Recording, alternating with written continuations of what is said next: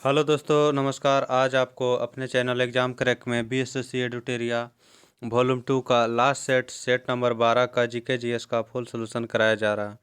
कृपया वीडियो में लास्ट तक बने रहें और नए हैं तो अपने चैनल को सब्सक्राइब कर लें और अपने दोस्तों में शेयर कर दें, स्टडी ग्रुप में शेयर कर दें। आज इसका सेट लास्ट है, 12 सेट दिया हुआ था इस बुक में, 12वां सेट आज है। इससे पहले यदि सभी सेट को नहीं देखे हैं तो उसका प्ले लिस्ट से जा कर के देख लें ताकि आपको एग्ज़ाम में काफ़ी फ़ायदेमंद होगा। आइए प्रश्न को देखते हैं। प्रश्न संख्या 1 का राय, निम्न में से कौन सा राज्य या केंद्र शासित प्रदेश से 3 देशों से अपनी सीमा बनाता है? तो कौन सा देश है जो अपनी 3 देशों के साथ सीमा बनाता है? तो पश्चिम बंगाल 3 देशों के साथ बनाता है। कौन कौन देश के साथ बनाता है? तो नेपाल के साथ बनाता है, बांग्लादेश के साथ बनाता है और भूटान के साथ बनाता है। अरुणाचल प्रदेश बनाता है किसके साथ? तो भूटान के साथ बनाता है, चीन के साथ बनाता है और आपको म्यांमार के साथ बनाता है। सिक्किम और लद्दाख, सिक्किम बनाता है किसके साथ? तो नेपाल के साथ, चाइना के साथ, भूटान के साथ। लद्दाख के साथ सीमा बनाता है कौन कौन? तो लद्दाख के साथ बनाता है आपको पाकिस्तान बनाता है, अफगानिस्तान बनाता है, चाइना बनाता है। मिजोरम के साथ जो है बनाता है कौन? तो म्यांमार और बांग्लादेश, 2 ही देश बनाता है। ऑप्शन नंबर हो जाएगा आपको डी। अगला प्रश्न क्या कर रहा है कि निम्न में से किस प्रकार के चट्टानों में कोयले के प्रचुर भंडार पाया जाता है? कोयला के प्रचुर भंडार आपको गोंडवाना क्रम की चट्टानों में पाया जाता है। ऑप्शन नंबर क्या हो जाएगा? सी। इसलिए इसे कोयले की चट्टान भी कहा जाता है। और आपको विंध्यन क्रम की चट्टानों में जो है क्या पाया जाता है? भवन निर्माण सामग्री पाया जाता है, चूना पत्थर वगैरह जैसे। जबकि टर्शियरी में पेट्रोलियम पाया जाता है, टर्शियरी में पेट्रोलियम पाया जाता है। धारवाड़ में जो है लौह तत्व की अधिकता या खनिज धातु के प्रचुर मात्रा पाया जाता है। धारवाड़ खनिज के लिए प्रसिद्ध है। प्रश्न संख्या 3 का, भारत की एकमात्र अंतर्वाही नदी कौन सा? अंतर्वाही नदी लूनी नदी है। ऑप्शन नंबर हो जाएगा बी नंबर। लूनी नदी का सहायक नदियां हैं जोवाई नदी, सुकरी नदी एवं जोजारी नदी। यह राजस्थान में से निकल करके कच्छ के रण में विलुप्त हो जाती है। जम्मू कश्मीर में स्थित प्रमुख दर्रों का सही क्रम उत्तर से दक्षिण की ओर बताना है। दर्रा का स्थान कौन सा? तो सबसे पहले आपको हो जाएगा उत्तर में बुर्जिल दर्रा, उसके नीचे हो जाएगा आपको पीर पंजाल दर्रा, उससे नीचे हो जाएगा जोजिला दर्रा, उससे नीचे हो जाएगा बनिहाल दर्रा।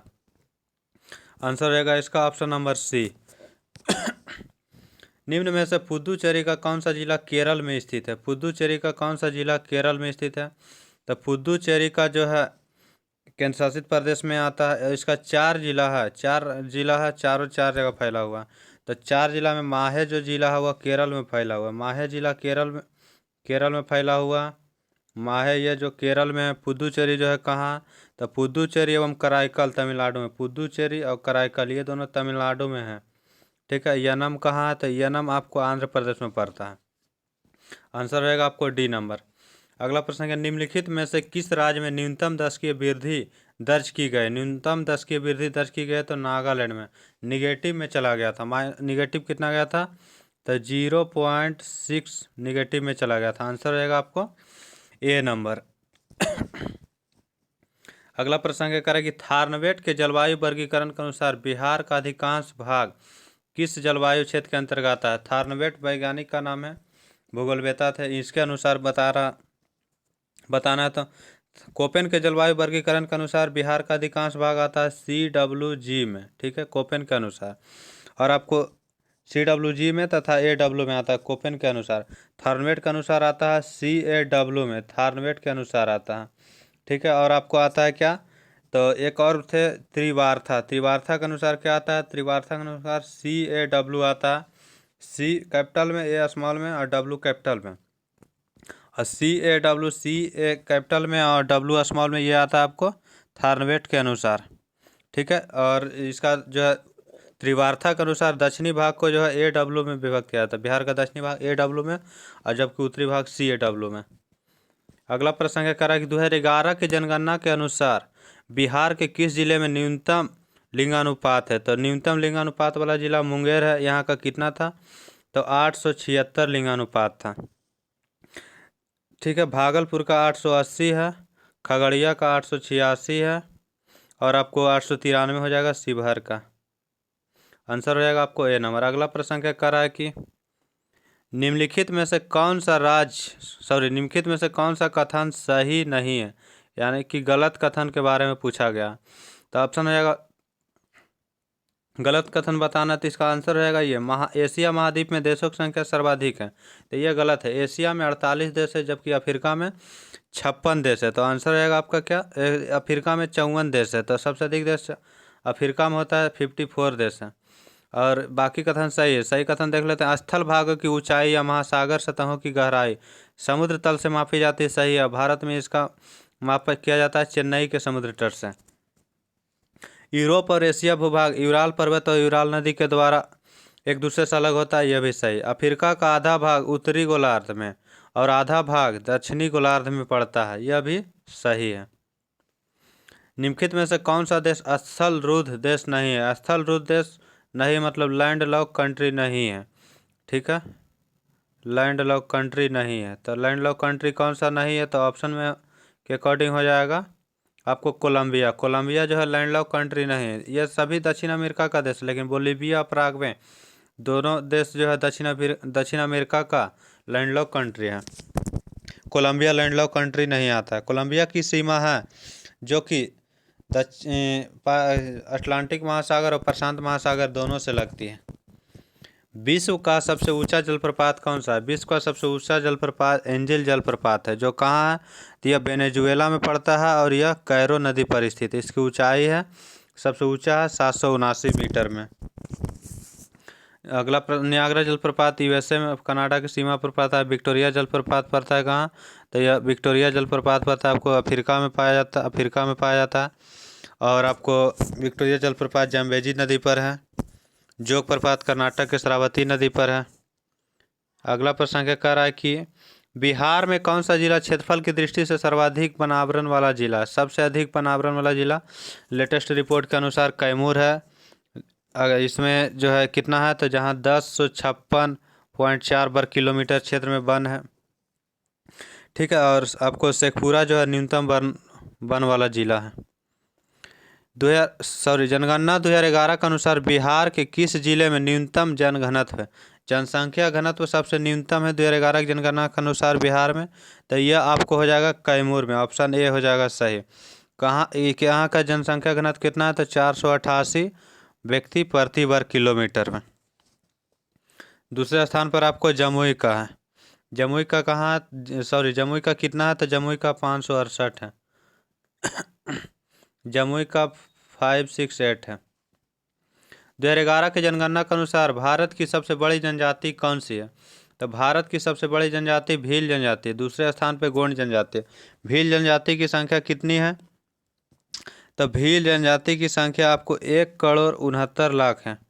1,69,00,000 जनसंख्या, जबकि गोंड जनजाति दूसरी है, इसका जो है 43,57,918 है। आंसर हो जाएगा ए नंबर। निम्नलिखित में से कौन सबसे प्राचीन बौद्ध ग्रंथ है? सबसे प्राचीन बौद्ध ग्रंथ में त्रिपिटक आता है। त्रिपिटक में आता है अभिधम्म पिटक, उसके बाद फिर शुद्ध पिटक और विनय पिटक।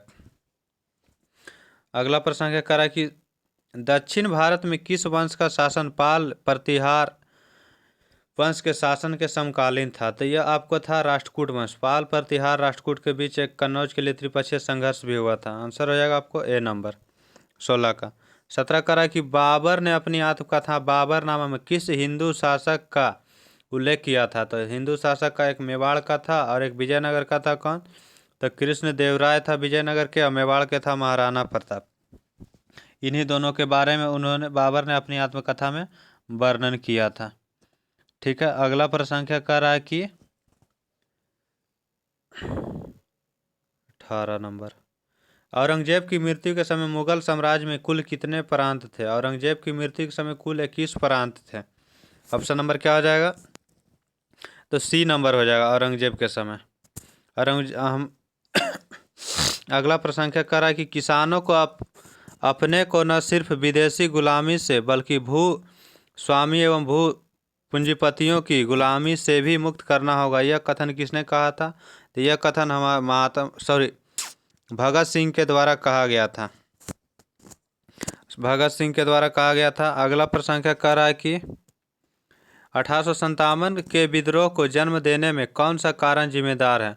1857 के विद्रोह को जन्म देने के कारण लॉर्ड डलहौजी का हड़प नीति था, अवध का विलय, सैनिकों से भेदभावपूर्ण व्यवहार, ये सभी कारण जो है था, इसलिए आंसर हो जाएगा उपर्युक्त सभी।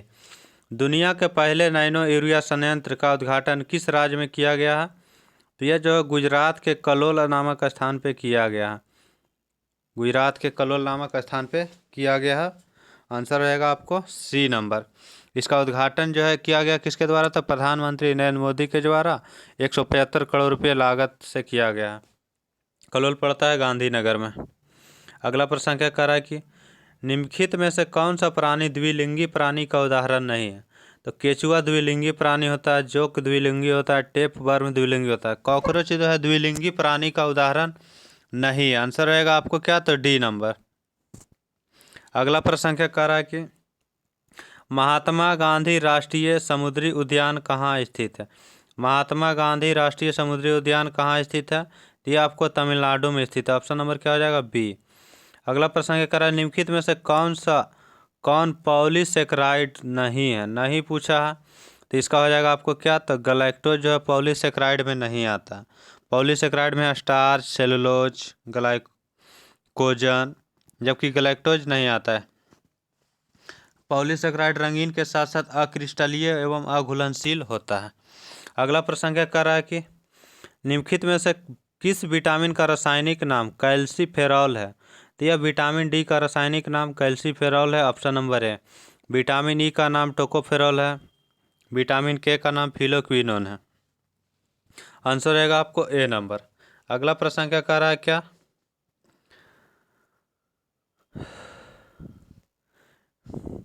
इनमें से कौन संक्रामक रोग नहीं है? संक्रामक रोग नहीं पूछा, तो संक्रामक रोग में नहीं है तो कैंसर आपको संक्रामक रोग में नहीं आता, जबकि टाइफाइड, मलेरिया, चेचक, इन्फ्लुएंजा ये सभी जो है संक्रामक रोग में आता है। अगला प्रश्न क्या कर रहा है चुंबकीय क्षेत्र की तीव्रता की इकाई क्या? चुंबकीय क्षेत्र की तीव्रता की इकाई बोले तो तीव्रता की इकाई हो जाएगा आपको क्या? तो टेस्ला। ऑप्शन नंबर क्या हो जाएगा? चुंबकीय क्षेत्र की तीव्रता का इकाई टेस्ला हो जाता है।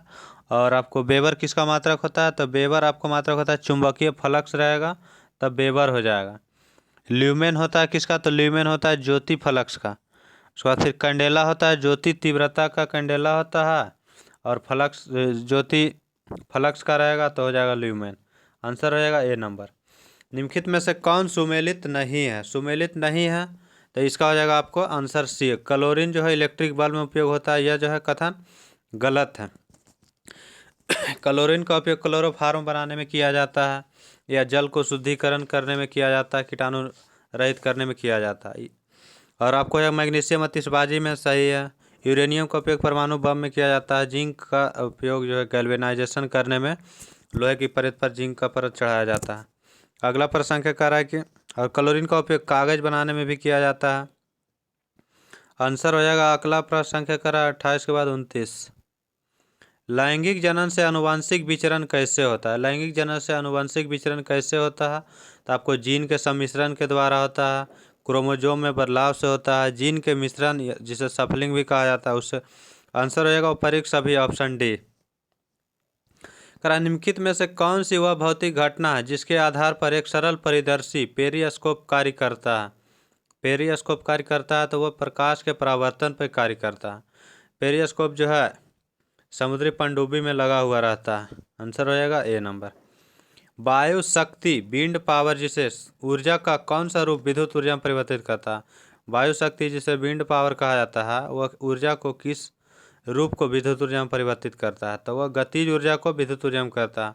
हवा से जो है उसका पंखी का पत्ती घूमता है, उससे जो है विद्युत पैदा होता है। अगला प्रश्न कह रहा है निम्नलिखित में से कौन सा कथन असत्य है? यानी कि यहाँ गलत कथन के बारे में पूछा गया। तो श्यानता ठोस, द्रव और गैसों का विशिष्ट गुण है, तो यह गलत है। ठोस में श्यानता का गुण नहीं पाया जाता, इसलिए आंसर रहेगा यही ए नंबर। अगला कह रहा है कि यह कथन जो है सही पढ़ लेते। तापमान बढ़ाने पर द्रव की श्यानता घट जाती है, सही है, परंतु गैस की बढ़ जाती है, यह सही है। एक आदर्श तरल की श्यानता शून्य होती है, यह भी सही। आंसर रहेगा ए नंबर। अगला प्रश्न करें, निम्नलिखित में से कौन सा कथन सत्य नहीं है, यानी कि गलत पूछा है। करा, बुलबुले का आकार पानी में नीचे से ऊपर की ओर आते हुए बढ़ता है, यह जो है सही है। पानी के भीतर बुलबुला उत्तल लेंस की भांति व्यवहार करता है, यह गलत है। पानी के भीतर बुलबुला जो है उत्तल की तरह नहीं अवतल की तरह भांति कार्य करता है। आंसर हो जाएगा आपको यही बी नंबर, क्योंकि गलत पूछा तो गलत है। वायु में उड़ने वाले साबुन के बुलबुले के भीतर का दबाव वायुमंडलीय के बुलबुले के बाहर की तुलना में अधिक होता। करा, सी नंबर की वायु में उड़ने वाले साबुन के बुलबुले के भीतर का दबाव बुलबुले के बाहर के दबाव की तुलना में अधिक होता है, तो यह सही है। अगला प्रश्न करा, ऑप्शन की पानी के भीतर बुलबुला अवतल लेंस की भांति कार्य करता है, तो यह सही है। उत्तल लेंस की भांति नहीं कार्य करता है। तो ऐसा किस लिए होता है, तो ऐसा होता है कि जैसे कोई भी यदि माध्यम का अपर्णांक लेंस का अपर्णांक से अधिक है तो माध्यम के भीतर लेंस की प्रकृति अब बदल जाता है, तो उत्तल लेंस रहेगा तो अवतल की भांति कार्य करता है, इसीलिए ऐसा होता है। अगला प्रश्न करें, निम्नलिखित में से कौन एक प्राकृतिक बहुलक नहीं है। प्राकृतिक बहुलक नहीं है तो आपको नायलॉन प्राकृतिक में नहीं आता है, नायलॉन जो है कृत्रिम बहुलक में आता है। आंसर हो जाएगा आपको सी नंबर। हाइड्रोजन को जलाने से क्या बनेगा। हाइड्रोजन ऑक्सीजन की उपस्थिति में जलेगा तो H2O बनेगा, जल। ऑप्शन हो जाएगा डी। करा कि परछन बेरोजगारी का सामान्यतः अर्थ होता है, क्या होता है, तो वहाँ जो है जिसकी श्रमिक उत्पादकता शून्य होती है वह परछन बेरोजगार है। जैसे बहुत सारे लोग लगा हुआ उसमें से कुछ लोगों को हटा दिया भी जाएगा तो काम पे कोई इफेक्ट नहीं पड़ेगा, इससे जो है परछन बेरोजगारी कहा जाता है, उत्पादकता शून्य हुआ। दलहन का सर्वाधिक उत्पादक देश कौन सा है, तो दलहन का सर्वाधिक उत्पादक देश भारत है और इसका उपभोक्ता में भी भारत ही है। 15वें वित्त आयोग ने राज्यों की हिस्सेदारी में कितने प्रतिशत रखने की सिफारिश की थी। तो 15वें वित्त आयोग में कहा गया तो 15वें वित्त आयोग में 41% है, जबकि 14वें वित्त आयोग में यह जो है 42% की सिफारिश था। 15वें वित्त आयोग में 41% की सिफारिश है। इससे पहले 42% ही हिस्सेदारी रखने का सिफारिश किया गया था, लेकिन 15 में 41 किया गया। निम्नलिखित में से कौन सा भारतीय कृषि की निम्न उत्पादकता का कारण नहीं। निम्न उत्पादकता का कारण नहीं है तो सहकारी कृषि के कारण तो निम्न उत्पादकता नहीं होगा। सहकारी कृषि से अधिकतम उत्पादकता होता है। जनसंख्या के दबाव से कम उत्पादकता होगा। परछन बेरोजगारी के कारण, भू जोतों का छोटा आकार होने के कारण भी कम उत्पादकता होगा। हाल ही में आयोजित IPL 2022 का खिताब किस टीम ने जीता है। तो IPL 2022 का खिताब जीता किसने, तो गुजरात टाइटंस ने जीता। यह पहली बार टीम भी बना है और पहली बार विजेता भी हुआ। उपविजेता में कौन था, तो उपविजेता में आपको राजस्थान रॉयल्स था। ऑप्शन नंबर क्या हो जाएगा आंसर, आंसर हो जाएगा सी नंबर। अगला प्रश्न क्या कर रहा है कि 41 नंबर, बिम्स्टेक के संबंध में निम्नलिखित में से कौन सा कथन सही नहीं है। गलत कथन चुनना है। इसकी स्थापना 6 जून 97 को हुई थी, सही है। इसका मुख्यालय ढाका बांग्लादेश में, यह भी सही है। यह दक्षिण एशिया और दक्षिण पूर्व एशिया के बीच संपर्क प्रदान करता है, यह भी सही है। इसके सदस्य देश बांग्ला, भूटान, भारत, म्यांमार, नेपाल, मालदीव और श्रीलंका। तो इसका सदस्य जो है आपको इसमें से एक देश कौन सा नहीं है, तो मालदीव नहीं है। आंसर हो जाएगा इसका क्या, तो डी नंबर, मालदीव इसका सदस्य नहीं है, इसलिए यह कथन गलत हो जाएगा। मालदीव की जगह थाईलैंड हो जाएगा, थाईलैंड भी इसका सदस्य है।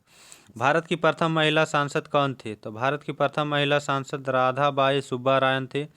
ऑप्शन ए हो जाएगा। यह कब बनी थी, यह बनी थी आपको 1938 में सांसद बनी थी। जबकि भारत की प्रथम महिला स्वास्थ्य मंत्री रही थी, महिला में केंद्रीय मंत्री, तो राजकुमारी अमृता कौर यह स्वास्थ्य मंत्री रही थी। यह 1947 से 1957 तक स्वास्थ्य मंत्री रहे थे। करा कि मार्च 2022 में 5वीं संयुक्त राष्ट्र पर्यावरण सभा कहाँ संपन्न हुआ, तो मार्च 2022 में 5वीं संयुक्त राष्ट्र पर्यावरण सभा का आयोजन केनिया के राजधानी नैरोबी में किया गया था। ठीक है, केनिया की राजधानी नैरोबी में किया गया था। आंसर रहेगा आपको बी नंबर। अगला प्रश्न क्या कर रहा है कि नेपाल के संसद का नाम क्या है। नेपाल के संसद का नाम क्या है, तो राष्ट्रीय पंचायत। ऑप्शन बी हो जाएगा। जातीय संसद बांग्लादेश का संसद का नाम है, जबकि भूटान के संसद का नाम तसोंगडू है। आंसर हो जाएगा आपको बी नंबर। अंतर्राष्ट्रीय श्रम संगठन का गठन कब हुआ था? तो 11 अप्रैल 1919 ईस्वी को किया गया था अंतर्राष्ट्रीय श्रम संगठन का। इसका मुख्यालय कहाँ? तो इसका मुख्यालय जेनेवा में है। आंसर हो जाएगा ए नंबर। अगला प्रश्न है, विश्व पर्यावरण दिवस कब मनाया जाता है? विश्व पर्यावरण दिवस 5 जून को मनाया जाता है। इसका जो है 2022 का थीम क्या है? तो only one earth. Only one earth इसका थीम है 2022 का, अर्थ। और कह रहा है कि 21 जून को मनाया जाता है विश्व योगा दिवस मनाया जाता है। 11 जुलाई को विश्व जनसंख्या दिवस मनाया जाता है। यह जो है विश्व पर्यावरण दिवस मनाने का निर्णय 1972 में लिया गया था, जो कि पहली बार 1973 में मनाया गया था। कांचीपुरम का मंदिर किस शहर में अवस्थित है? कांचीपुरम का मंदिर आपको चेन्नई में स्थित है। और इसे बनवाया था किसने? तो इसे पल्लव वंश के राजा द्वारा बनवाया गया था, जो कि राजा का नाम है राजा नरसिंहवर्मन द्वितीय। आंसर हो जाएगा आपको सी नंबर। भारतीय संविधान के किस अनुसूची में शपथ ग्रहण का प्रावधान है? शपथ ग्रहण का प्रावधान है आपको पहला अनुसूची में राज्य संघ और उसका राज्य क्षेत्र है। दूसरी अनुसूची में वेतन भत्ता, वेतन का चर्चा। तीसरी अनुसूची में शपथ का चर्चा। चौथी अनुसूची में राज्यसभा के सीटों का आवंटन है। आंसर रहेगा आपको बी नंबर। अगला प्रश्न क्या रहा है 48 का 49। भारत के संविधान में केंद्र और राज्यों के बीच किया गया शक्तियों का विभाजन इनमें से किसमें उल्लेखित योजना पर आधारित है? तो यह हो जाएगा भारत सरकार अधिनियम 1935 में जो है यह उल्लेखित है। केंद्र और राज्यों के बीच शक्तियों का जो है बंटवारा। केंद्र में राज्य में द्वैध शासन समाप्त करके केंद्र में द्वैध शासन लगाया गया था इसी अधिनियम के तहत, भारत शासन अधिनियम 1935 के तहत। प्रांतों में द्वैध शासन बोलेगा तो प्रांत में द्वैध शासन भारत शासन अधिनियम 1919 के तहत लगाया गया था। अगला प्रश्न क्या कर रहा है क्या? संविधान सभा के चुने गए पहले अध्यक्ष कौन है? संविधान सभा में चुने गए पहले अध्यक्ष पहले अस्थायी अध्यक्ष, पहले अस्थायी अध्यक्ष बोलेंगे तो डॉक्टर राजेंद्र प्रसाद 11 दिसंबर को चुने गए थे, जबकि 9 दिसंबर को हुआ था तो सच्चिदानंद सिन्हा को अस्थायी अध्यक्ष चुना गया था। अगला प्रश्न क्या कर रहा है, निम्नलिखित में से किस व्यक्ति ने संविधान की प्रस्तावना को राजनीतिक जन्मपत्री कह करके संबोधित किया? राजनीतिक जन्मपत्री कह करके संबोधित किए थे के.एम. मुंशी के द्वारा। आंसर रहेगा आपको ऑप्शन नंबर है। जबकि जो है इसके बारे में अल्लादी कृष्णा स्वामी अय्यर ने क्या बोले थे? तो यह बोले थे कि संविधान की प्रस्तावना हमारे दीर्घकालिक सपनों का विचार है, यही बात बोले थे। के मुंशी ने बोला था जन्मपत्री, जबकि ए.एन. पालकीवाला ने प्रस्तावना को संविधान का परिचय पत्र कहा था, ए.एन. पालकीवाला। अगला प्रश्न ये कह रहा है कि निम्नलिखित में से कौन सा सुमेलित नहीं है? यहाँ जो है गलत कथन के बारे में पूछा। अनुच्छेद 129 सर्वोच्च न्यायालय का अभिलेख न्यायालय है, यह जो है सही है। अनुच्छेद 216 में उच्च न्यायालय एक अभिलेख न्यायालय है, यह भी जो है कथन आपको सही है। अगला कह रहा है क्या? तो अगला का अनुच्छेद 216 में जो है उच्च न्यायालय का अभिलेख न्यायालय, यह जो है गलत है। 216 में कहा गया कि उच्च न्यायालय का गठन होगा, पर उच्च न्यायालय के गठन का प्रावधान है 216 में। आंसर रहेगा आपको बी नंबर, क्योंकि गलत पूछा। अनुच्छेद 139 में कहा गया सर्वोच्च न्यायालय को रिट जारी करने की शक्ति है, रिट निकाल सकता है यह सर्वोच्च न्यायालय, 139 में वर्णन है, निकालता है। अनुच्छेद 32 में नहीं, अनुच्छेद 32 में तो मौलिक अधिकार से संबंधित रिट, 5 प्रकार के रिट। अनुच्छेद 226 में उच्च न्यायालय को रिट जारी करने की शक्ति है, यह सही है। अगला प्रश्न कर रहा है निम्नलिखित में से कौन सा राज्य का आवश्यक तत्व नहीं है? राज्य का आवश्यक तत्व नहीं, यह संविधान। राज्य के लिए संविधान जरूरी नहीं, बाकी जनसंख्या, भूभाग, संप्रभुता यह जो है अनिवार्य है। अगला प्रश्न क्या कर रहा है कि निम्नलिखित में से किसे संविधान द्वारा मौलिक अधिकार को लागू करने की शक्ति दी गई? मौलिक अधिकार को लागू करने की शक्ति दी गई है यह सर्वोच्च न्यायालय एवं उच्च न्यायालय। सर्वोच्च न्यायालय अनुच्छेद 32, उच्च न्यायालय 226 के तहत। भारतीय संविधान में राज्य के नीति निर्देशक तत्व को किस देश के संविधान से लिया गया? तो आयरलैंड के संविधान से लिया गया। ऑस्ट्रेलिया से संवैधानिक सूची लिया गया। विधि फ्रांस से जो है लिया गया। भ्रातृत्व, बंधुता, समानता, भाईचारा ये लिया गया फ्रांस से। निम्नलिखित में से किस समिति की संतुष्टि पर भारतीय संविधान में मूल कर्तव्य शामिल किया गया? तो स्वर्ण सिंह समिति के सिफारिश पर शामिल किया गया है। कब? तो 42वां संविधान संशोधन 1976 के द्वारा। बलवंत राय मेहता पंचायती राज से संबंधित है, 1957 में इसका गठन हुआ था। JBN राव, ये सब समिति के बारे में। अगला कह रहा है कि राष्ट्रपति के निर्वाचन मंडल के सदस्य नहीं होते। राष्ट्रपति के निर्वाचन मंडल का सदस्य नहीं है, उसके बारे में बताना। तो लोकसभा का निर्वाचित सदस्य सही है। सभी राज्य के विधानसभा के निर्वाचित सदस्य सही है। दिल्ली और पुदुचेरी के विधानसभा के सभी सदस्य, यह गलत है, निर्वाचित सदस्य होगा। तो आंसर रहेगा आपको ऑप्शन नंबर सी, गलत पूछा है। राज्यसभा के निर्वाचित सदस्य, यह सही है। सभी का निर्वाचित सदस्य भाग लेता है, यहाँ पे सभी सदस्य, इसलिए गलत हो जाएगा। मनोनीत सदस्य नहीं भाग लेता। मंत्री परिषद व्यक्तिगत रूप से किसके प्रति उत्तरदायी होते हैं? व्यक्तिगत रूप से बोला गया तो व्यक्तिगत रूप से राष्ट्रपति के प्रति उत्तरदायी होते हैं, जबकि सामूहिक रूप से बोला जाएगा तो सामूहिक रूप से लोकसभा के प्रति होगा। आंसर रहेगा आपको ए नंबर। निम्नलिखित में से कौन संसद के दोनों सदनों की संयुक्त बैठक की अध्यक्षता करता है? संसद के सदन की संयुक्त बैठक का प्रावधान 108 के तहत अनुच्छेद में। इसका अध्यक्षता लोकसभा अध्यक्ष करता है, जबकि बुलाता है राष्ट्रपति। आंसर रहेगा बी नंबर। भारतीय संविधान का अभिभावक किसे कहा गया था? भारतीय संविधान का अभिभावक सर्वोच्च न्यायालय को कहा जाता। आंसर रहेगा आपको ऑप्शन नंबर डी, सर्वोच्च न्यायालय को कहा जाता। कारण संविधान का अनुच्छेद 132, 133 और 228 में संविधान की व्याख्या करने का अंतिम अधिकार सर्वोच्च न्यायालय को दिया गया। अगला प्रश्न करा कि समष्टि अर्थशास्त्र जिसे माइक्रो इकोनॉमिक्स का जनक किसे माना जाता है? माइक्रो इकोनॉमिक्स का जनक आपको JM कीन्स को कहा जाता है। आंसर हो जाएगा सी नंबर। जबकि समष्टि हो गया और हो जाएगा, एक होता है सूक्ष्म अर्थशास्त्र जिसे माइक्रो बोला जाता है, MICRO, micro economics. Micro economics का बोलेगा ये माइक्रो का हो जाएगा JM कीन्स, माइक्रो का हो जाएगा तो एडम स्मिथ, माइक्रो। अगला प्रश्न क्या है कि निम्नलिखित घटनाओं को उनके क्रम के अनुसार सजाना है। कार्यक्रम कालक्रम के अनुसार सजाना है, तो कौन सा पहले हुआ था, कौन सा उसके बाद। तो कह रहा है कि यह जो है 62 नंबर प्रश्न, ऑप्शन सबसे पहले महालनोबिस मॉडल। महालनोबिस दूसरे पंचवर्षीय योजना में बनाया गया था। दूसरे पंचवर्षीय योजना था 56 से 61, तो हो जाएगा ये आपको पहले हो जाएगा 4 नंबर। योजना अवकाश कब बना था? तो योजना अवकाश आपको हुआ था 1966 से 69 में, 66 से 69 में चला था। राउलिंग प्लान कब चला था? तो राउलिंग प्लान 78 से 83 के बीच में लाया गया था, 78 से 83 के बीच में। और गॉडगिल मॉडल कौन था? तो गॉडगिल मॉडल चतुर्थ पंचवर्षीय योजना का था, तो यह चला था 1969 से 74 तक चला था, चौथी पंचवर्षीय योजना। तो ये हो जाएगा 69 से 74। तो आंसर हो जाएगा आपको 4, 3, 1, 2। आंसर हो जाएगा ऑप्शन नंबर सी। भारत में किस समिति ने त्रिस्तरीय पंचायती राज की व्यवस्था का सिफारिश किया था? तो यह हो जाएगा बलवंत राय मेहता। इसका गठन हुआ था 1957 ईस्वी में। अशोक मेहता द्विस्तरीय का सिफारिश किया था। इसका गठन 1977 ईस्वी में हुआ था। GBK राव समिति, LM सिंघवी समिति। GBK राव समिति 1985 में गठन हुआ था, जबकि LM सिंघवी समिति 1986 में गठन हुआ था। आंसर रहेगा आपको बी नंबर।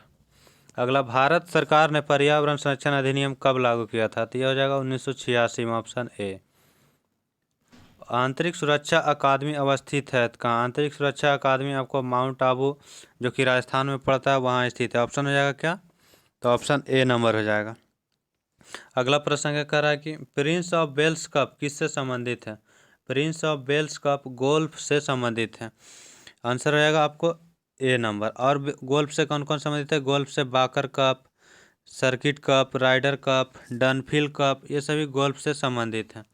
अगला प्रश्न क्या कर रहा है कि बिहार में बाढ़ के कारण में कौन सही नहीं है? तो बिहार में बाढ़ के कारण में कौन सही नहीं है, गलत बताना। बिहार में हिमालयी नदियों का प्रभाव, इसके कारण तो बाढ़ आता। नदियों द्वारा मार्ग बदलने से भी बाढ़ आता।